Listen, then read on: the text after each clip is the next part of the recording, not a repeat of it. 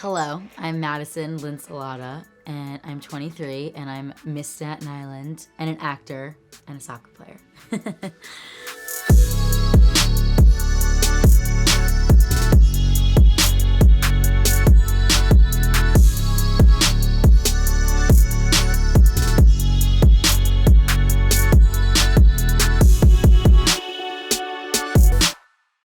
I've always been a performer, 1,000%. My favorite movie was The Wizard of Oz, and my mother has told me that when I was very young, I used to point at the TV and be like, I want to do what she's doing, meaning Judy Garland. She enrolled me in, acting classes, I think when I was like 4 or 5, which was a good way for me to get my energy out because I had a lot of it as a kid.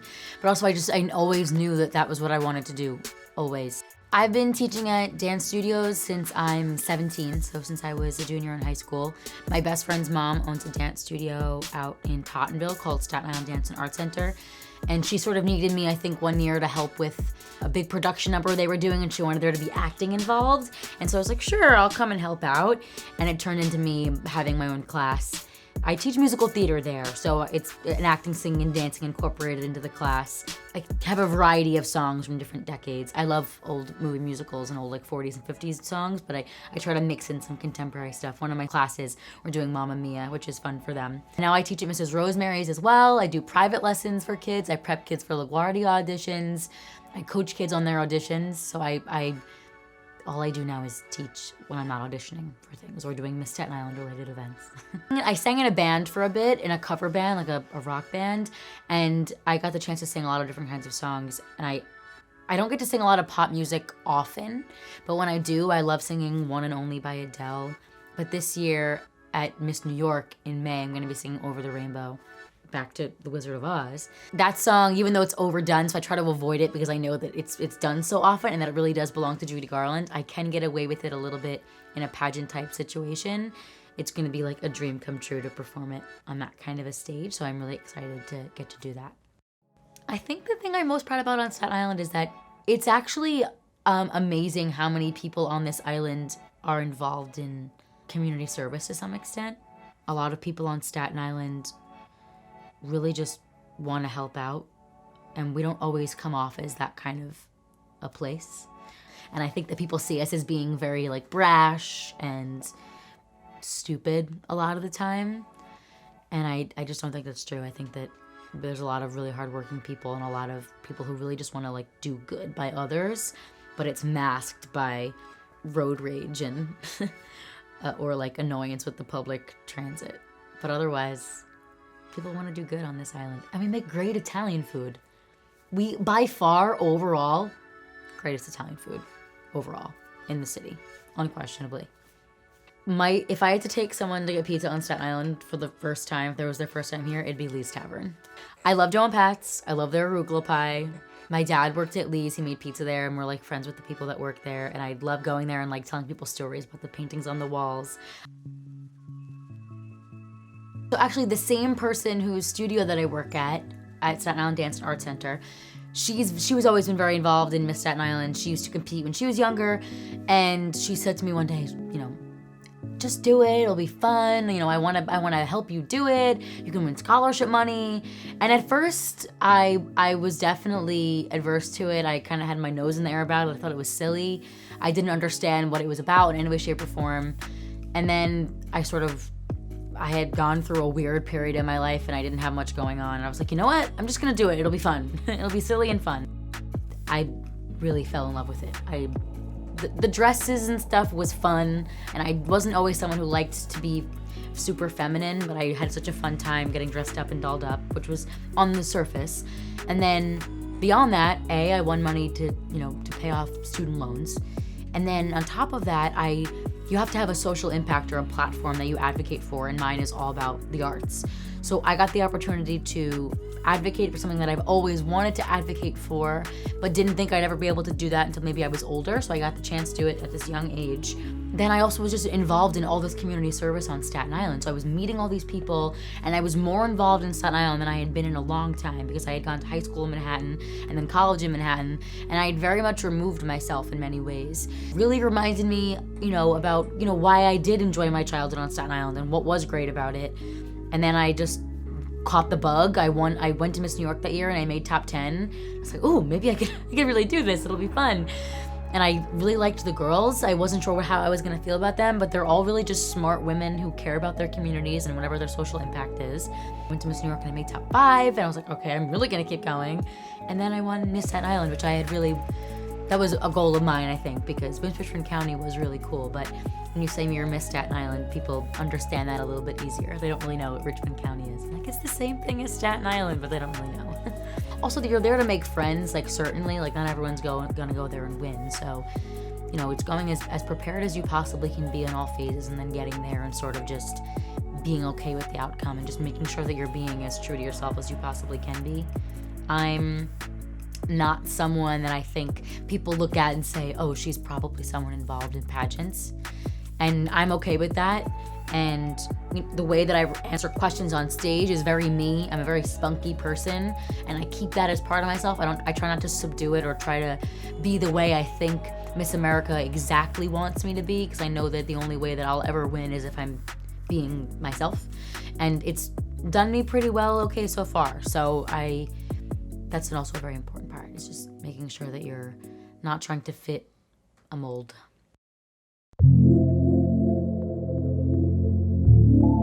So I started the Artist Power Scholarship the year that I won Miss Richmond County. As soon as I won, I sort of knew I want to be able to give back to students on Staten Island, and I want them to be able to continue their arts education. That's so important to me. I worked with my uncle's Rotary Club. He's part of the Mid-Island Rotary Club, and I went and I talked to them, and I told them, you know, I care about the arts. They're really, you know, they're important on Staten Island.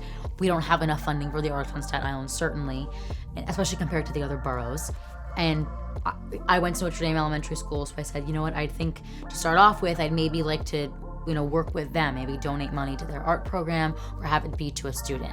So they donated half the money and I raised the other half of the money I had a thrift party, I had a soccer tournament that I did an Oscar pool, I did a small like fundraisers that I could do to raise the other half of the money.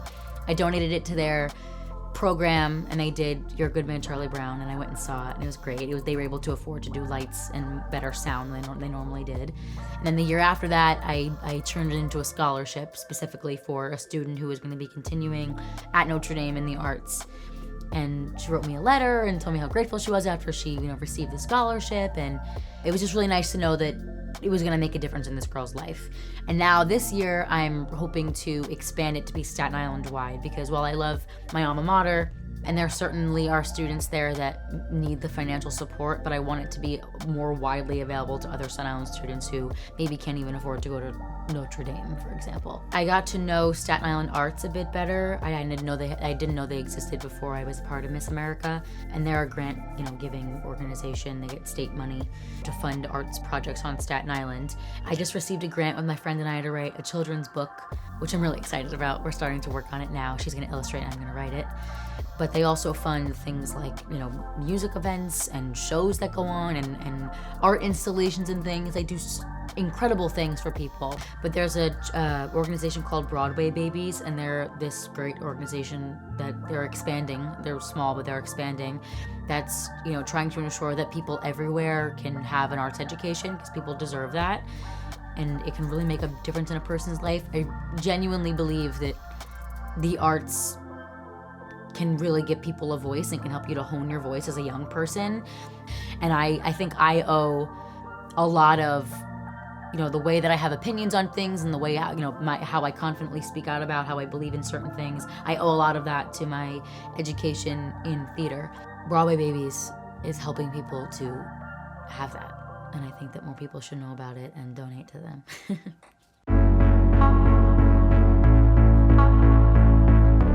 Well, I mean, I definitely wasn't expecting, you know, after coming out and after being banned, which also was shocking, I wasn't expecting all of the press. No, I really wasn't at all.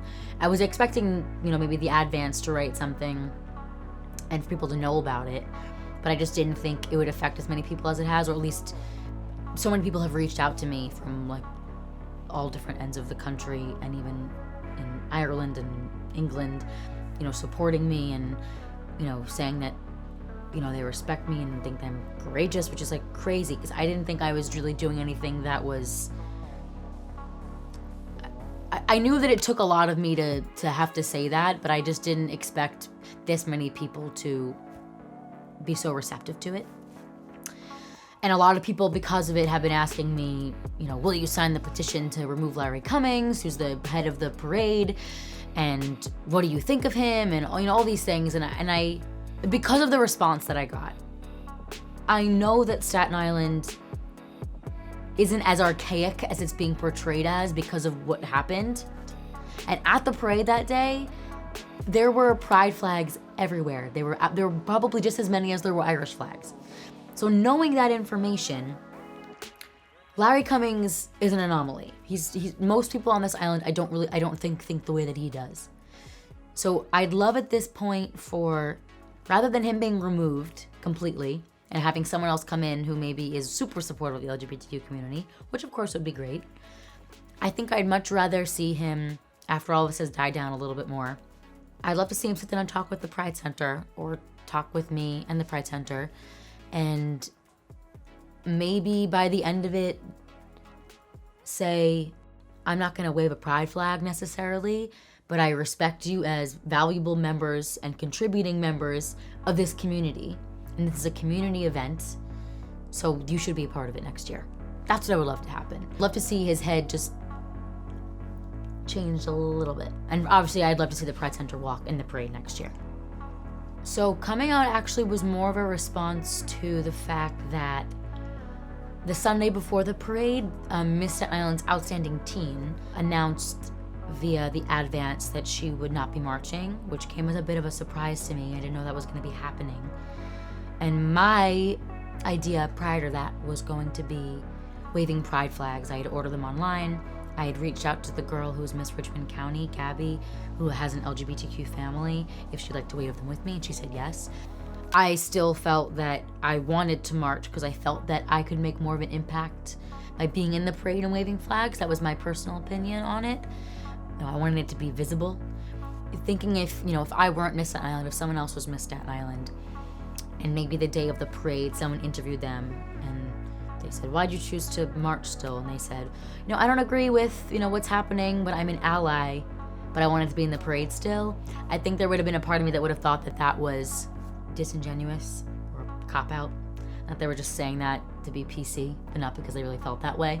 And I didn't want people in the LGBTQ community to feel that I was okay with what was happening. And I felt that the only way that I could really make a statement and not seem like someone who really wanted to support this community was to say, hey, I'm a member of this community, I am bi, and I'm still going to make the decision to be in this parade because I'm a member of the community and I'm also LGBTQ. I think I'd want LGBTQ youth in the island to know that they're seen and that there's a lot of us and that it's hard on this island at times. Even though I do think that Staten Island has the ability to be warm and loving to this community, I think that especially in middle school, there's so much hate and so much using of the word gay, and if you do this, you're a fag, and coming out. Luckily in 2020, they're gonna get a lot more love than they're gonna get hate.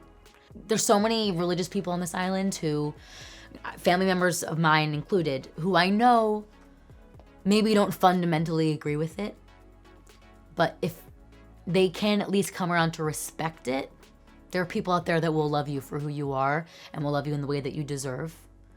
And it's not worth giving your time to people who aren't going to treat you like a human being.